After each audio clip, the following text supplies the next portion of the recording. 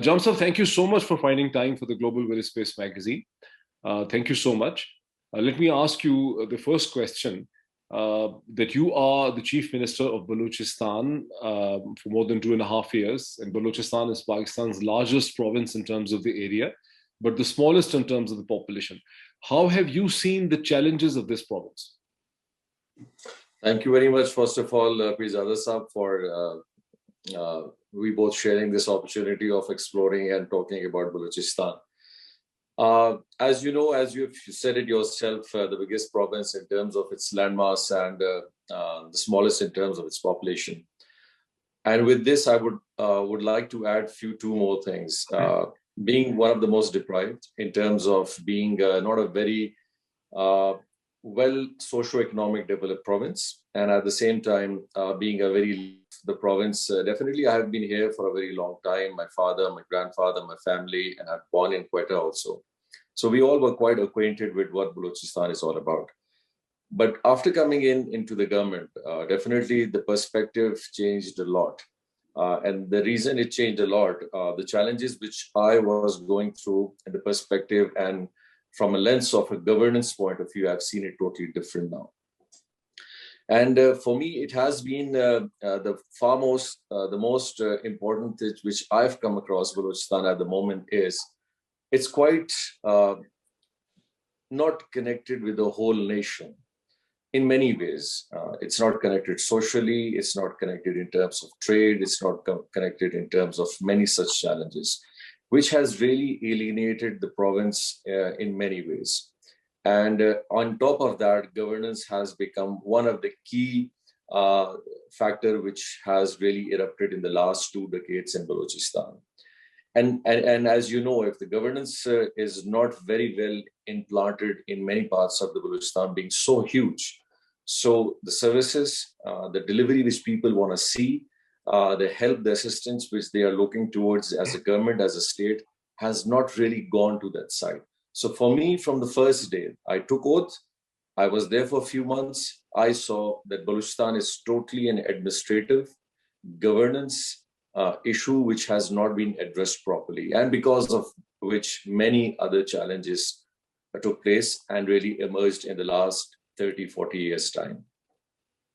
Jam sir, could one of the reasons which is not understood across Pakistan, across the world, is that you have such a large landmass, almost 43-44% of Pakistan's geographical landmass, but your population is hardly 10 million. And if you look at 1947-48, at the time of the independence of Pakistan, Balochistan's population, same landmass with population, was less than 500,000.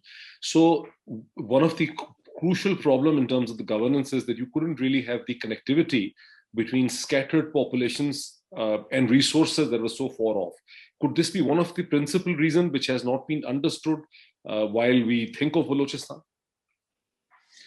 Pirzada Sahab, like, you know, we always talk about that Islamabad is the center epic of all administrative politics and many other things which happen all across Pakistan. The same I would point it out about Quetta also. Being the capital itself, so any government which has come in, majority have restricted themselves in many of the times spending in either in Quetta or being in Islamabad on these places. And they had very less chance of really knowing Balochistan. They know Balochistan. Everybody, every person of Balochistan does know what Baloch is, what Pathan is, how our culture is, how we associate, how our cultural habits are. We all know that. But exactly knowing what that area has an issue, what are the things which that area needs, was not really understood because nobody really approached those areas. Any government which came in had a very small tenure, whether they had there've been political changes within those systems. So they really did not have much time in really exploring Balochistan themselves as being a Balochistan. So what I've seen is that created one issue. On top of that, as you know, still being so highly technology, you know, where there's WhatsApp, where there's Instagram, there's Twitter, the electronic media has really spread out and people can communicate. Imagine like 20 years back, 30 years back, where there was nothing like that. How we are still facing that challenge. You know, I'm still facing having all these tools together, I'm still facing there's a lot of gap which is in between the rural part of Balochistan and to the governance part where we are doing the decision, we are the decision makers. So imagine how it would have been really different like 20, 30 years back. So what I'm seeing is, if I come close to your answer, that people at a majority really did not understand because they were not really aware of what's happening in Balochistan. And on top of that, even if they wanted to do something, they really did not know exactly what to do. So they took a very basic form of governance. Let's just imagine we are doing few development projects, we are announcing few jobs, we are doing some accountability and monitoring, and that's it. And whatever was on the ground reality was really actually not known. And that basically created an issue within Balochistan's governance also. And kept on multiplying the issues. Jamsab, most people who are listening to you right now and will watch this video will have this feeling that you are perhaps one of the most articulate chief ministers in Pakistan at the moment, and perhaps in Pakistan's history. And you're not from the traditional tribal ruling elite of Balochistan also. So in last 2.5+ years, what has your government, I mean, with you at the helm of affairs, done to improve these issues of governance, alienation, miscommunication, integration? Thank you very much, Pirzada sir. Thank you very much for those, really sweet compliments. I'm sure there are many people who have much more education background as compared to mine and the experience that they have. But I must say, the key thing which comes to a governance delivery, even to a politician or to any management, CEO or anybody else, is how you really bring in all your expertise, your knowledge, what you see, how you can manage it in terms of your management skills, and try to deliver what is basically needed. In Pakistan, we have mostly all coalition governments. Unlike a few provinces like Punjab or sometimes in the federal government, we have seen that they have not really needed a coalition government. So they had implemented their policies much better rather than doing it in Sindh, or I wouldn't call Sindh also, but KP and Balochistan. Balochistan has a very small political parliamentary setup within Balochistan also, and obviously with the federal also having just only 13, 14 seats in the federation also. So what that really has developed, like whoever had come as a chief minister did not really have the time and the space to do really something good for the province. Being from very rural areas, our majority members have come from rural parts, which are very quite isolated. Getting votes as like minimum, the MPA who has come in has taken 500 votes. And the maximum people have reached is not more than like 15, 20,000, except for a few areas, the southern part and the Nasirabad division, which might have gone more than 20,000. Very interesting. So you can imagine, like, if my population census is not more than 2,000, 3,000 people, whereas we have like more people in that same constituency who are like more than 1 lakh and 1.5 lakh. So I'm representing hardly like 3% of that population. And being in a political setup, it's very easy to really articulate your own skills and your mechanism of political maneuverability, how to really catch up these 3,000-4,000 people so that you can become an MP very easily. So the focus has been really on those 4,000-5,000 people. So whoever had come in the government as a minister, as a chief minister, as an MPA, had always focused those 4,000-5,000 people who you can call their hardcore supporters, their close circle people. So they really did not bother of doing much for the whole constituency even, because they knew that their constituency is these 4,000-5,000 people who have elected them. Brilliantly explained, Jamsab, brilliantly explained. But what initiatives, I mean, a person like your intelligence, what initiatives are you taking to break this trend, to improve the situation? So what we did, Moeed sir, that, for me, like there were two components which were very important as I became the chief minister. One is the development of Balochistan. And the development of Balochistan has to have a governance methodology which can really translate this whole development to the people of Balochistan. So the first thing which we took like 6 months. We studied the whole development package, what is happening in Balochistan. Where is the 70-80 billion rupees annually going? Is it going in health, education? Even if it's going in health and education, in which mechanism? Is it going by need of demand, or is it being just suggested by a few people? What is the ground reality? Is it needed over there? So are we getting any input from those areas? The similar is for the road sector, the water sector, and many other things. And we came across that nearly 150 to 200 billion worth of projects are just lying in the provincial PSDP, which have no use, which have been put into it for many other reasons. Then we came across like what has really happened in 20, 30 years time, how the people of Balochistan were getting this money for their development. So I came across that it was just 6 to 7 people who were controlling this whole development package. Interesting.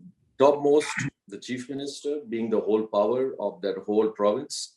So it was seen that majority of the share goes to the chief minister's district only. And then you have the planning minister, who was the second tier, who was controlling the whole planning. So another like 20-30% is going to him. And then hardly 2 to 3 cabinet members who were the favorites, they were getting the chunk. So 60% of the whole development is just going into 4 districts. So we cut that down. And what policy we made, and the parties which are in the opposition, they were not getting a single penny out of this. The only fault they had is because they are not in the government, so in the opposition, so they don't deserve. Not realizing all those constituencies have people, and all those constituencies even have people who have voted for the government also, but they could not win a seat.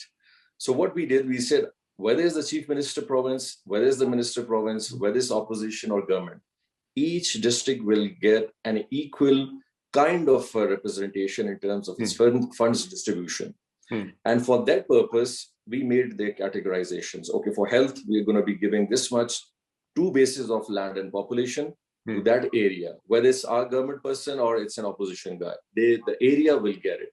So the nomination of those schemes had come in. Okay, how many schools we need, how many hospitals we need, how much road, dams, other sector schemes, sports, and many other things. So that's one part which we made, so it can be a balanced distribution of funds throughout Balochistan, whether they are in government, whether they are important, whether they are not important, they all will get a fair share in the development plan. So John, yes, there can be a what are some of the key projects which are now running in Balochistan, whether they were initiated by your government or previously, but what are some of the key projects, which you would like to list?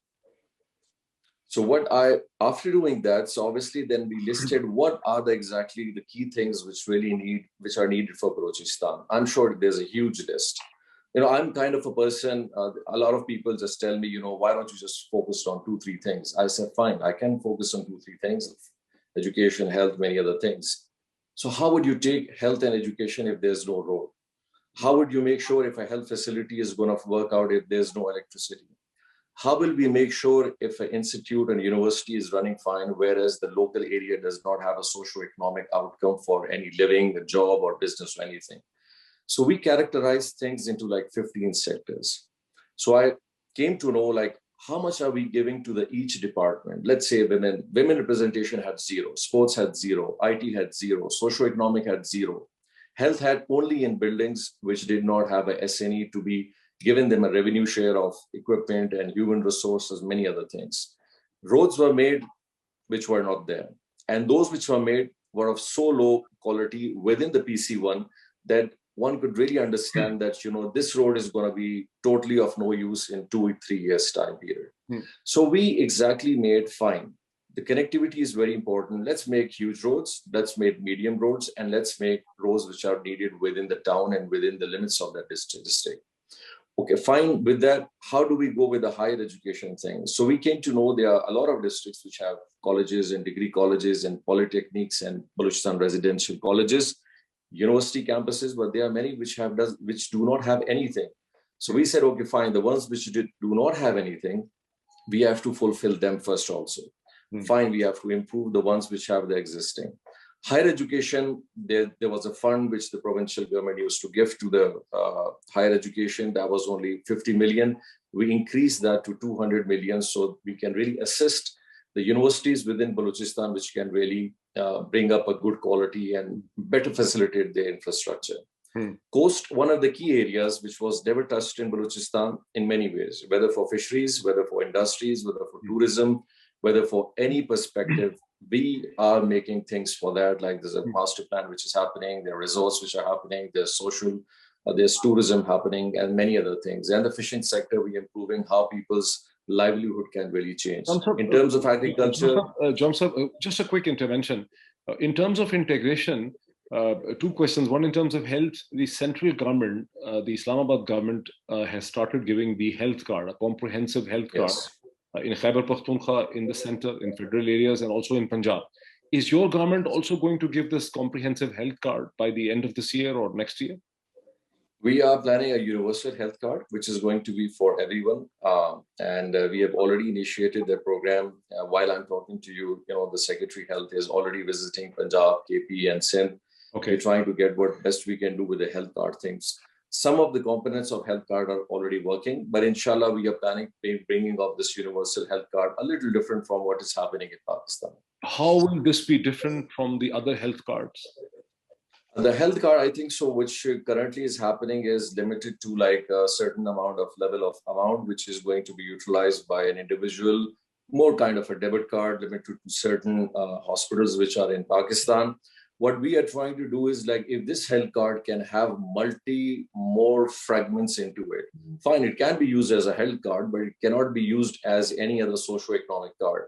Whether there's a family which is in need of anything else, whether the guy needs it for his education or a family needs it for education, whether a government employee needs a health insurance kind of a mechanism. So this card should not exactly be limited to a health card. It should have multi-pronged advantages which can be used by that individual or that family or that segment of the society which has faced terrorism, have been shaheeds, have been prone to like many situations and problems. So you're adding more features to it, and I think we will also like to write about it.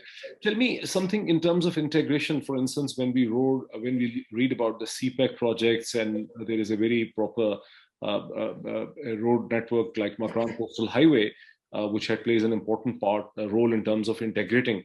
So what are the road projects, and how has this Makran Coastal Highway and CPEC contributed to your integration across the province? Moeed sahab, it's very interesting whenever I speak to a lot of journalists and I try to give what CPEC has really given. It's very sad to see how the past governments really did not address Balochistan in terms of CPEC. While coming, as I became the chief minister, the first few things I did, I was like, fine, what are we doing in CPEC in Balochistan? So they said there are no ongoing projects of CPEC in Balochistan. So I was quite surprised. I said, what do you mean? So this was in 2018 when you took over as chief minister? Yes, exactly. So I said, what do you mean like nothing is happening? Any roads, they said nothing. I said, any socio-economic projects, they said nothing. Industrial areas, nothing. Border markets, nothing. Any hospital, nothing. Any academies, nothing. So there were only two projects which were happening in Balochistan, but that was totally a private sector and a state sector work. One was, they said, we are doing the integration and the upliftness, whatever is happening in the Gwadar port, which is obviously which is the need for the whole country, not only for Balochistan. And the second project they had which was happening was the Hapko coal power, which again is a transmission power supply, which is going in the main transmission, not limited to Balochistan or anything else. And then there were only three small components which were happening, which was upliftness of a small hospital in Gwadar and one school happening. So I was very surprised, but there were really interestingly two more projects which were very interesting. They were not CPEC funded projects. They were loan-based CPEC projects, which were early harvest projects, but totally dependent on the commercial loan which the government of Balochistan was willing to take. One, they were bringing a put feeder water supply to Quetta so that they can fulfill the need of Quetta water supply. And the second was making a train kind of a facility, a fast train mobility within Quetta city. So and that was something like close to 130, 140 billion rupees. So bringing put feeder to Quetta means climbing it close to 4,000, 5,000 feet, bringing the Indus water, which is so contaminated, making like more than 16 pumping houses, which was totally a failure. And the second, obviously, mass transit is a very delicate and a very expensive proposal. And I was seeing like these both schemes would have been failed. And on top of that, we would have been paying as a government their interest and everything else. So we shelved them down. So have you been able to change this sad situation? What we did then, I consulted the federal government. I said, fine, the CPEC infrastructure phase has gone. Now anything which is happening in CPEC was going to be business oriented, business to business, business to people. So we are left with no infrastructure. So how the people who are going to be connected by CPEC are going to come and invest in Balochistan when there's no infrastructure for it? It was good enough from Khan Sahib, I think. So he did a very good initiative initially when I think Khosrow Bakhtiar was the planning minister. And then we had Asad Umar and the prime minister himself. So from the first year, he announced, fine, we will take up all those projects which are off-road in our federal PSDP and we'll pursue them. And that's how the start took place. The CPEC Western route, which was inaugurated by the late prime minister, the last prime minister, and Fazlur Rahman and many other people, was never executed for the last 5 years. Was never executed? What does it mean? Was never executed. You said the prime minister inaugurated. Yes. So the prime minister came. There was a function. They cut the ribbons, and when we came into government, and it was said that this project was not even approved by the CDWP. So the Central Development Working Party did not even has approved it yet. So how is it possible they went and did an inauguration? So its technical improvement was done by the federal government. The allocation of the amounts were reallocated. The fund was increased, and Alhamdulillah, it was tendered, and the work has been allotted. And the same way, there's a very huge project. Because in October we published the Global Village Space published a special edition on CPEC, and we contacted the Balochistan government, the Board of Investment, and we got a list of several projects related to CPEC that are working in Balochistan. So there are now projects CPEC related which are making progress in Balochistan. Again, I would try to reiterate it like. CPEC had a financial proposal of close to 52, 54, 55 billion dollars, and that was all project oriented. So we never saw, or I don't see any project which is associated with that. Really? If the federal government is associating that with the federal PSDP, that's totally a different thing. Yes, all these projects were proposed for the CPEC, but they never became a part of CPEC. So what the federal government in the last then thought, this new government, that fine, when we have missed the CPEC opportunity, which was done by the previous government, we will make them as part of our federal funded projects. And because CPEC has no more such money which would cater to new projects, so this is what we can do to cover up the whole vacuum which was created. Very interesting comment. So where do we stand in terms of the major projects now? What are give me the name of 3-4 major projects, on which the government is working, which you think will help in integration of Balochistan? Moeed, there are 4-5 very important projects which are undergoing. One, I would say, which was always, I'll quote in Urdu, the Maghrabi route. The Western was very popular. Exactly. The Western route was very important for Balochistan, but was never executed. But this government has started it. It's going to come from Jo, Dera Ismail Khan, Jo to Quetta. And it's going to be the first dual carriage road for Balochistan ever. The second main project which this government has started, we both as a coalition partner, we have really pushed it, is the Vinder Dam, which again is in the southern part of Balochistan, that was also 15 years back inaugurated by Asif Ali Zardari Saab, but never executed. This time the work has started on ground. MashaAllah.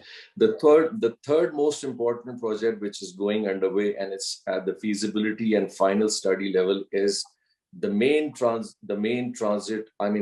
line of connectivity from Chaman to Karachi, which nowadays is being stated as the killer road. A lot of deaths are happening on this road just because it's a single road. So the feasibility is underway to make it a dual carriageway all the way.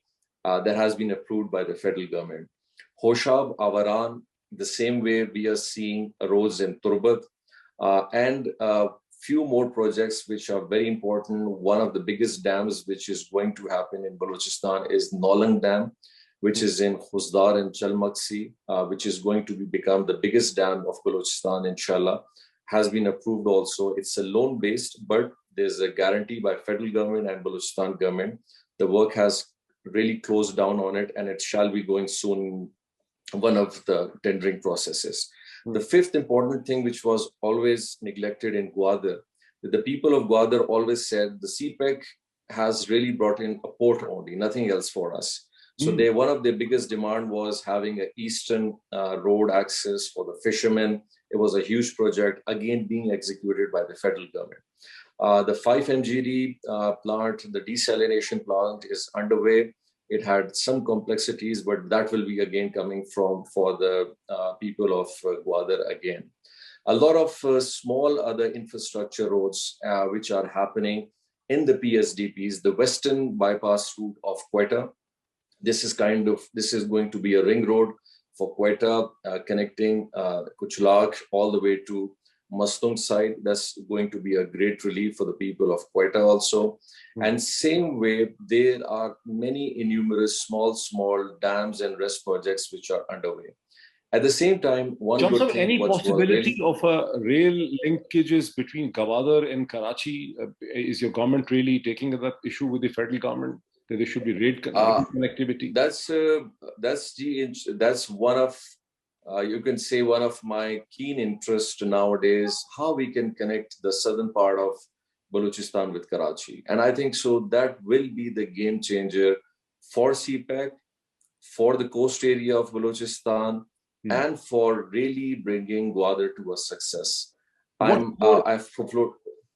would be, taking this opportunity, what would be the other areas in which you would like the federal government to help Balochistan in terms of improving its development, in terms of improving its connectivity, integration? Recently, the federal government, as you must have seen, the Prime Minister came to Turbat. I guess one of other Prime Ministers had come to Turbat also in the past, but very less, but never did an open gathering with people or addressing them and all. Khan Sahib came over there and he announced a package of 600 billion rupees worth of projects for the south of Balochistan, which includes 3 major divisions. What is Kalar Division, Rakshan Division, and Makran Division, areas which have been really deprived for the last many years. And that package includes a lot of things. It has a lot of segment which is going to be connecting roads from all these districts to each other. Like I said, 70% of the land mass of Balochistan lies in these 3 divisions, and rest of the Balochistan is only 30% of the land mass. So the package is quite extensive. It has health, education, socio-economic, agriculture, road connectivity, and few other segments which are going to address the needs of that area. As you pointed out yourself in this discussion, that the federal governments make many announcements and inaugurations, but things do not get executed. They do not realize. This particular package by the Prime Minister, is any progress really taking shape on that package, that announcement?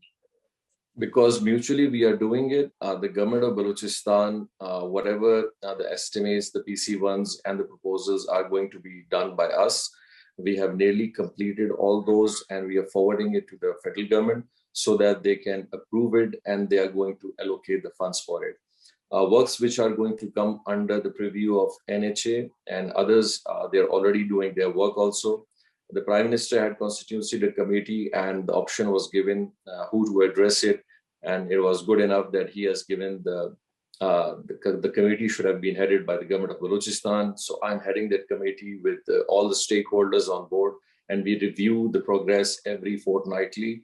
And there's a very interesting thing which recently the Planning Commission and the government has done. Any amount which is allocated for Balochistan, even if it's not utilized by the government of Balochistan, shall not be reallocated to any other province or any other project. This has been done for the first time by any government, the government of Pakistan, which will secure our funding for such projects. And I think so it's a very good start. They have already Definitely. started a lot of Jamsab, projects. it's understandable that economic development, integration, and all these issues are very important in terms of pacifying a relatively disturbed politics of Balochistan as well. But if I come straight to the political challenges in Balochistan, this is one province, your province, which has seen several waves of insurgency since 1948. You're a man of pacification. Where do we stand in terms of the insurgencies, and what has your government, or what is your government doing in terms of bringing the alienated factions into the mainstream? Winds up insurgency happening in Balochistan, if we compare it to globally in any other part of the world, is quite different.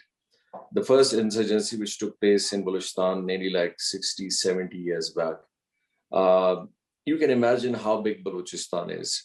And any news which comes up by saying there are few rebels, there are few people who are on the mountains, which we always say, gets a very international and national media attention a lot. Okay. Not exactly seeing how big the mass scale is also. Oh. The recent insurgency which took place in Balochistan after 2006 and 7, the intensity took quite a lot expansion within the province. And we saw things deteriorating a lot. Law and order situations were really compromising. Statehood was seen very less. But in the last 10, 15 years, I think so a lot of effort work was done. And obviously we know those insurgencies were not something which just started what people really felt in. Yes, there was a segment of the society which was there emotionally. It was made to be with them for this whole situation for a few years. And in few years' time, we saw it depleting day by day and day by day. So the main myth which they had, the insurgents had, that Balochistan has been always deprived. It doesn't have a proper infrastructure. It doesn't have school, water, road, or anything else.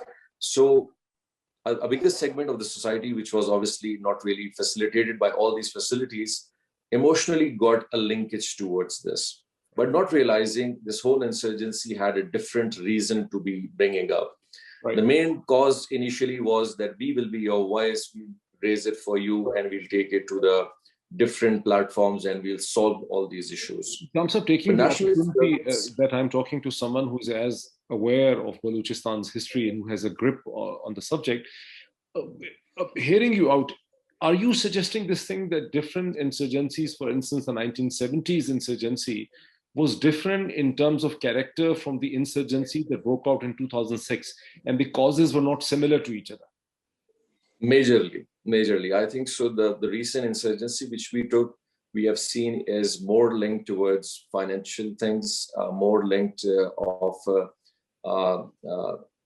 agencies and countries which had their interest in Pakistan, how they wanted to see a very disturbed Balochistan, keeping Kashmir in mind and keeping other factors in mind, and how things were being done in Afghanistan, what repercussions the recent 9/11 after methodology had on Balochistan. So this was more articulated, this was more orchestrated, more implanted, and a lot of funding was given, and which is a very open thing in the international media, where we have seen the Indian stakeholders, of government stakeholders, think tanks, armed position people, intelligent heads, openly saying it, that we will do anything to disturb Balochistan, whether we can do it directly, indirectly, with money, with anything. So that is a very clear sign how things really disturbed in Balochistan. But like I say, how it started and where it is right now, things have improved on a very drastic level. Now what exactly the people have realized that they were misused. We have seen a lot of people who came, who really showed their intentions were not to really harm the state or anything else, but they were misguided. They came back in the fold. They became part of the governments. They became part of the political campaigns. They became part of the normal society. And if we see it right now, alhamdulillah, that thing has declined a lot. And that shows basically the strength the people of Balochistan have for Pakistan, for their own country, their spiritual and their basically, I would say, their love, which is still integrated. I would quote a very senior officer who was quite known to me. And he said, I must say, the biggest patriots that I've ever seen are people of Balochistan. Mashallah. Because the kind of things which we see. Jamsab, we are aware of the fact that, as you referred as well, that more than one regional country and certain international powers don't want Balochistan to move in the direction of economic development. And when we see that Kulbhashan Yadav, the Indian Indian saboteur, which I call a saboteur rather than just an agent, was basically a naval officer. So a lot of effort is directed in disrupting the potential development of Balochistan's coastal network. On the other hand, I also read that the Balochistan's coastal areas have the potential of developing towards a blue ocean economy. So what are the risks and what can be done to develop the Balochistan's coastal area towards a blue ocean economy? The foremost thing important is how we can really make sure that we secure the whole mechanism which exists in Balochistan. Security is not only just by keeping people with arms and a few police stations and FC and many other forces. The real security is when the people of that area have a kind of a faith with the state and with the government. Obviously, with that, we need the tools which can really support the local people in order to really make sure that things are going fine in that area. The coast of Balochistan, like I said earlier also, has a huge potential in many ways. Tourism, marine life, exploring, being as port cities, future investments in renewable, wind energy, oil cities, and many other things. The biggest economies globally all have ports. So port cities are going to be the key factors of really developing any province or any country. We have seen that in Karachi also. We have seen it in Singapore, Shenzhen, Gothenburg, and many other places. So the coast really plays a bigger role. But if the coast does not have a plan, or if the coast does not have an infrastructure, but the coast, if does not have the proper thing which can really attract an investment, is of no use. And I'm surprised to see like what the last 20, 30 governments have been doing. Like we have really initiated small things and that did not really require a lot of budgeting. Like what is restricting any government of making sure that you secure the whole coast of land? For the first time in the history of Balochistan, we are putting up basic public service policing stations and levy stations on the coast. On the whole coast, 700 kilometers, there are only more than 4 or 5 posts. So if somebody has an issue, so you can imagine like for 150 kilometers, they don't have any access to any security apparatus, which can be a normal complaint against a person or anything else. Secondly, if you go on the whole coast, there's no place where you can rest even. So, what's the cost which a government would have occurred of just making like hardly 10 to 15 such points on the highway, which can facilitate a commuter, a local person, a tourist, or anybody else? The whole coast is not properly connected with any service or utility, like electricity being one of the main. Even the road infrastructure beside the coastal highway, which was done by Musharraf Saab at that time, has been a great thing for Balochistan coast, which I'm sure people are going to remember like in coming times, is the only road which exists. After Makran Coastal, are you referring toward the Makran Coastal Highway? The Makran Coast, I would rather call it basically the Balochistan Coastal Highway because it has 2 main districts, which is Laswela and Gwadar itself.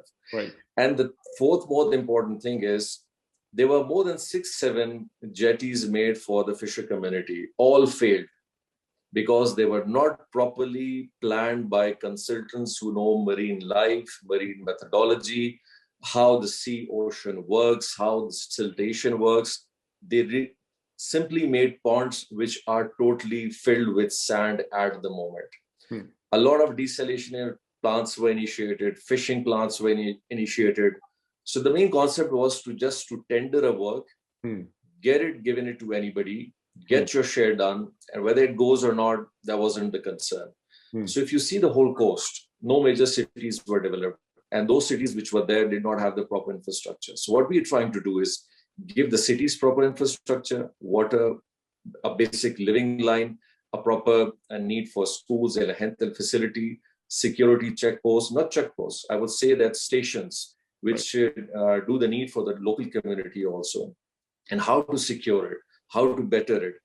And these are the things which we do in this phase. And for the first time, we are making a master plan of the whole coast. The federal government has created a new ministry, the Ministry of Maritime Affairs, headed by Ali Zaidi. Yes. Is there a cooperation going on between the Ministry of Maritime Affairs and Balochistan government under you? At the moment, it's limited to the port services. And I think so. That's one thing which is very important. If the Maritime Ministry really focuses more on how they can really bring the Gwadar port as an economical port, as a commercial port. Having the deepest port will not solve your issue. The port has to be an import and an export port. So fine, if we are going to bring a lot of stuff over here, so what are we going to export from Gwadar? And trust me, if that thing is not solved, Gwadar port might not become a success. So we really need to see how we can make it a commercial viable port which can really work, exist, and people can take a benefit from this port. Johnson, for that, important words, but you keep on meeting the Prime Minister and you keep on meeting the military hierarchy of this country as well. And have you impressed upon them this point? I mean, you keep on meeting the Chinese ambassador as well. The first most important thing, which I must say, kind of this government has not really addressed also, is the power supply chain to Gwadar. So there's no power supply mechanism which is coming into Gwadar at the moment. The only power chain which is coming to Gwadar at the moment is from Iran. And it's a very limited megawatt supply, which is just catering to the western part of Balochistan in terms of normal households. Right. So if we are planning of bringing in a special economic zone, which will attract a lot of industries, there was a project initiated in the last government, though it was not a very ideal project because it was related to coal, but that was the only option left at that moment, not having a national grid of 300 megawatt, which is still pending. There's some issues to that. Obviously, the environment factor is one of the biggest. So that's the only solution. What is the solution in your mind which on the federal government needs to work for the power for the Gwadar? Anything at a quickest time is connecting the national grid to Balochistan, which the project is underway, but it's going to take another 2 years' time. That will be connecting Balochistan with the national grid. And then on the wheeling system, Balochistan can get any power from any other province also. I'm seeing it as the quickest solution because the power project of coal or any other project is going to take another 2-3 years' time. Or like done in the past on Port Qasim, maybe an offshore LNG supply mechanism on a ship or something which can produce power and be rented out for like 1.5, 2 years time so that it can facilitate the industry while the main power supply project can take its place. Very, very informative discussion with you, Jam. So 1 or 2 quick political questions. The Global Village Space had the privilege of interviewing you in Davos, in World Economic Forum in Switzerland, more than 2 years ago. And you were confident that the missing person issue is not such a significant issue as it is believed by the international media. But recently, in the last couple of days, once again, there has been a demonstration in Islamabad on the missing persons issue. How big is that issue for your government, and what is your government doing to settle this? Moeed sir, I exactly recall, I was asked this question at that time, and I really remember, like, for me, the most important thing at the moment for Balochistan at that time, and still I still have, is the people who are in Balochistan, and I will quote, it was saying the Naraz Baloch. So I would say the Naraz Baloch are those people who are in Balochistan who don't have anything with them, no job, nothing, no socio-economic, no life, no service, no school, anything. So I'm addressing them. And these are the same Baloch people, because of some reason, had gone into the hands of wrong people. And today we call them missing. We call them, because there's still data which is not very authentic. But I'm not declining the factor that it's not a factor. It's still there. Yes, it's there. Because during this 15 years of war, kind of a war which took place in between insurgents and the state and the authorities. And once you have that kind of a situation, obviously there are such situations which are really not accounted or even known about. Because if you see, there's a far-flung area in Balochistan where we see like 10 army people being killed, 20 ladies people being killed, doctors being killed in the last 10, 15 years, which we have seen it. So in order to encounter that, so what was the mechanism at that point? Because that was totally a fight going on in between forces and such insurgents who were being equipped, who were being funded, and so many other things. So the state was responding. And during all this thing, a lot of things have happened. Many people have died from the common sector also, from the forces, from local administration, even commoners who had nothing to do with it became part of that conflict, and a lot of good people lost their lives, even in Quetta and many other parts. So the missing person at this point, if you compare it to the last 10 years and these 2.5 years, from 2008 to 2020, I quoted one of the tweets which Madam Mariam Nawaz, she did, and few other people. I said, fine, condoling with these people is, yes, we are sympathies. Every party is going to them. But what did we do in those 10 years? Yes. The biggest missing person episode which took place was from 2008 and 2018. However, the majority of the people who came after being missing and kind of repatriated and met their families was during this government. So why this government is being blamed for something which it did not do, and where it assisted the whole mechanism, and a lot of people were relieved and they came back. There's another thing which is very important, which we see in missing person. The authenticity of the numbers, the identification, and many things is not very authentic to some extent. Fine, we call somebody a missing person, but nobody knows whether the person is in. So, Jamsa, why don't your government? Can you not your government attempts to publish a certain kind of white paper on the issue of the missing persons? Because within the region and outside Pakistan, it is believed that there was countless thousands of people are missing, and the government keeps on emphasizing that there is a data discrepancy, as you also explained. So why do your government doesn't take an initiative to publish a white paper on that? Moeed Sahib, in the last few 2-3 years, we saw that the only authentic platform which was really propagating, which was working on missing persons, was Mama Kadir in Quetta. And that was the only camp which lasted for a very long time. And they were the only people who had authentic lists to some extent, as compared when Akhtar Mengal comes on media, or National Party comes in, or any other person comes in and they show the figures in thousands and millions. Mama Kadir was one person with whom I think so we interacted initially, and we came to an understanding. Then that was for the first time that he lifted his camp also after a very long time. And those were closest to the numbers which I think so were which were discussed in between him, a few other associates, and the government. And then there was the work which was done on that behalf. And if you open the social media which belong to the BNP Mengal, there have been a lot of people who have come back and they have owned them. So for me, it's very surprising. On one side, all these nationalist parties, whoever is coming and meeting back with their families, they're kind of owning them, and they are saying and they're appreciating the efforts done by them, but released by the authorities and the government, whatever mechanism and everything. So that credit is being taken by them. So on one side, they are blaming the government, but on the other side, they are claiming the benefits of this whole progress also. So what I would say, yes, there are certain issues, but they go to very individuals also. Okay. So if the missing person, even maybe like 5 years time, 10 years time, this whole issue is solved, and there's still like 2-3 missing persons, they will still come and sit in Islamabad. They will still come and sit in Quetta.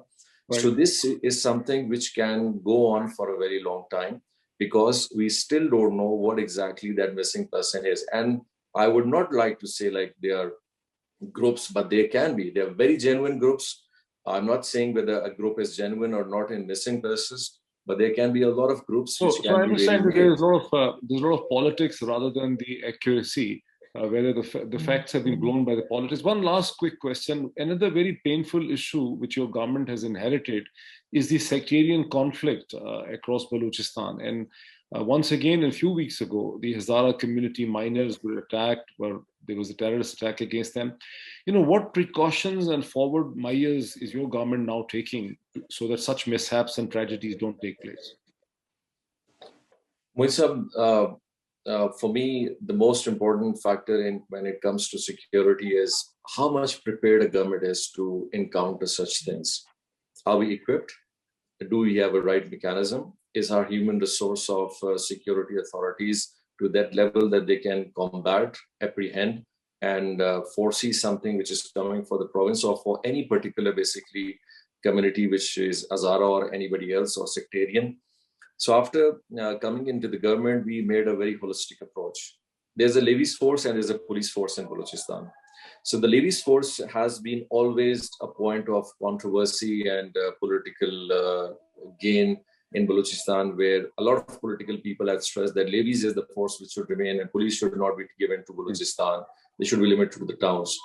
But I came across like nothing was done for levies. The levy sipai was still a levy sipai without any infrastructure, without any facilitation.